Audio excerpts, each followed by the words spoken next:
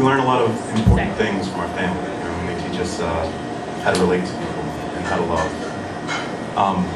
My family was never really big on holidays. They didn't do special occasions. You know, birthdays weren't a thing.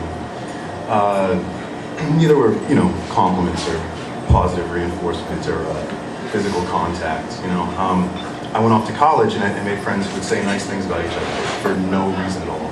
And you know, they would hug each other hello and goodbye. I felt like Jane Goodall when she was living with the chimps and trying to learn their customs. The holidays that we did do, we did Thanksgiving. There was Eid al-Fitr and Eid al-Adha. Yeah, I'm Muslim in the room. Eid al-Fitr is it's the first day when you can eat after a month of fasting. It's like Thanksgiving without the white guilt. Eid al-Adha is kind of a weird one. I got to go back to the Old Testament actually. So a long time ago, there was a guy named Abraham, and his job was just to do whatever God told him to do. And so one day, God was like, I want you to kill your only son with your own hands. And, am I good here? Yes, speak up a bit. Oh, sorry. Anyway, so after a little bit of, you know, hemming and hawing, Abraham finally was like, you know what, sure, I'll do it. And the point of the story, is that loyalty means making a choice. And the only currency love knows is sacrifice. And so, you know, they would commemorate this, you know, back in that part of the world, years and years ago.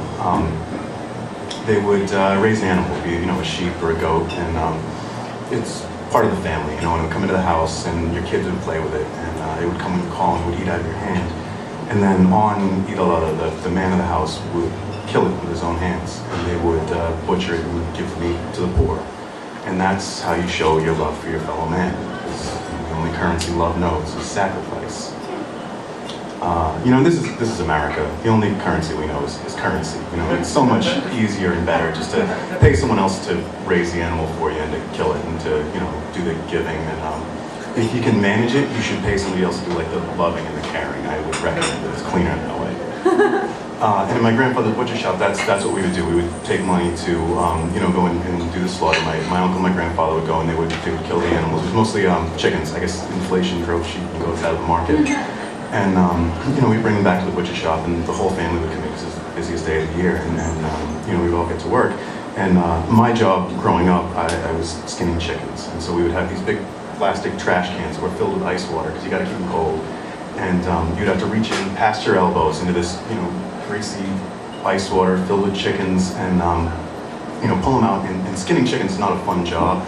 You have to kind of jam your hands in there and every once in a while you find one that has a broken bone and it kind of rips your hand open and you don't feel it at first because it's so numb from being in ice water all day. And after a while you're like, oh, that blood's coming from me. And how long has that cut been soaking in raw chicken? And holidays in my family were not something I looked forward to as a kid. And so then, you know, I grew up, you know, and as an adult, you sort of form your own identity and make your own traditions, you know.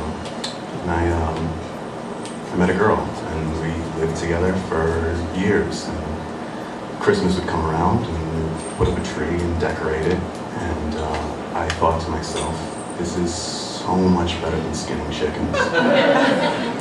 That's how naive I was.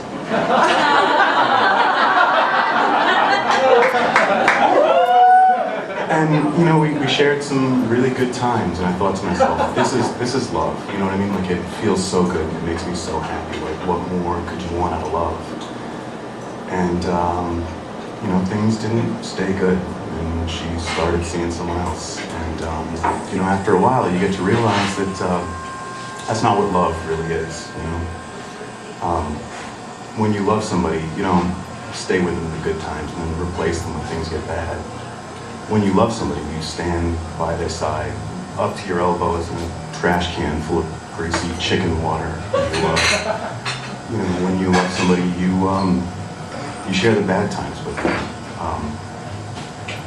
You have to be willing to sacrifice a little of your own happiness, because the only currency love knows is sacrifice. And we learn a lot of important things from our family. And holidays in my family told me what real love is.